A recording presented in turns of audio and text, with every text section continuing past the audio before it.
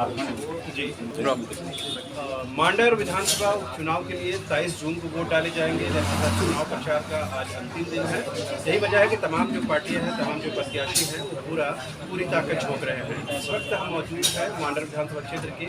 बेड़ों में और हमारे साथ मौजूद है बीजेपी के विधायक अनंत ओझा जी। और पूरे चुनाव प्रचार के बाद आज के राष्ट्रीय ताकत झोंक रहे हैं, क्या आप लोग का कंफ्यूजन है, क्या आपका विचार है? देखिए, जिस प्रकार से कांग्रेस झामुमो के गठबंधन की सरकार राज्य में चल रही है और राज्य एक अराजकता के नए दौर में प्रारंभ हो गया है। सामान्य नागरिक जीवन के जो मानवीय जीवन है उसके कल्याणकारी जो योजनाएं पूर्व में भारतीय जनता पार्टी सरकार में चलती थी या केंद्र की नरेंद्र भाई मोदी जी की सरकार के द्वारा राज्य के हित के लिए, गरीबों के कल्याण के लिए योजनाएं चलती थी, आज वो धरातल पर कहीं नहीं दिख रहा। इसको लेकर के जनमानस में आक्रोश है और भारतीय जनता पार्टी के नेता, कार्यकर्ता, बूथ कार्यकर्ता और इस राज्य का हित चाहने वाले जो नागरिक हैं वह सभी जगह जाकर के ये आक्रोश आपको गांव में साफ देखा जा सकता है कि गांव में लोग इस व्यवस्था के खिलाफ, राज्य की अराजकता के खिलाफ, राज्य के सरकार के संरक्षण में चल रहे भ्रष्टाचार के खिलाफ, गरीबों के कल्याण के लिए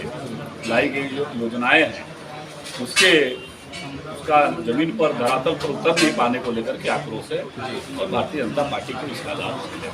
अभी जो आर्मी भाजपा का जो विवाद हुआ, ये तो धीरे पूरा करके लोगों ने युवाओं को भ्रमित करने का काम किया था। धीरे धीरे पूरे देश के युवा भी समझ गए, झारखंड के भी युवा उसी का हिस्सा है और झारखंड के युवा भी समझ गए कि नहीं, हमारे हित के लिए, हमारे कल्याण के लिए आई है। और सबसे बड़ी बात कि केंद्र में आज जो सरकार है, नरेंद्र भाई मोदी जी की सरकार है, ये युवाओं के हितैषी सरकार है और इसमें लगातार परिमार्जन करने का, लगातार जिस प्रकार का विषय आते गया, जिस प्रकार के युवाओं के मन में जो हमारी शंका थी, उनके मन में जो प्रश्न थे, उसका शंका का समाधान करना, उसका सुधार की प्रक्रिया करना और यशस्वी प्रधानमंत्री नरेंद्र भाई मोदी जी ने लगातार सुधार की बात निरंतरता के साथ कही है कि युवाओं के हित में जो बात होगा, देश के हित में जो बात होगा, रांची में जो घटना घटी उसके बाद वो ध्रुवीकरण के पक्ष में नहीं है, लेकिन आपने देखा होगा कि किस प्रकार से राज्य सरकार और एक नेता आते हैं झारखंड में और देश विरोधी नारे लगते हैं। यह लोकतंत्र के चिंताजनक है और सरकार केवल पुष्टिकरण की राजनीति के लिए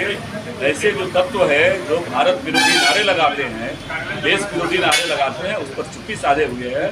यह लोकतंत्र के लिए और झारखंड के लिए भी चिंताजनक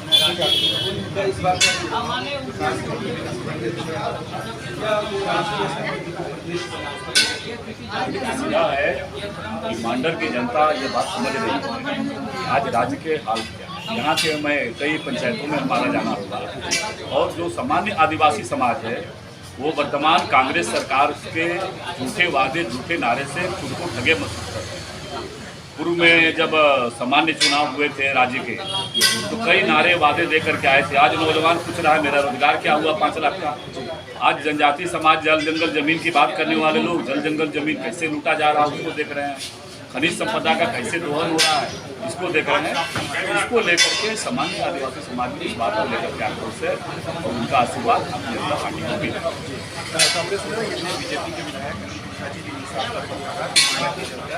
पर विकास के मुद्दे पर वोट करेगी और जिस तरह से झारखंड की हेमंत सोरेन सरकार ने जल जंगल जमीन के नाम पर इस प्रदेश के मुद्दे को धोखा दिया है, लिहाजा कहीं न कहीं लोगों में आक्रोश है और उसी की बुनियाद पर वोट करेगा। पार्टी के प्रत्याशी विजय हासिल करेगी। कैमरा पर्सन हृदय के साथ रांची जिला के बेड़ो से शहनवाज।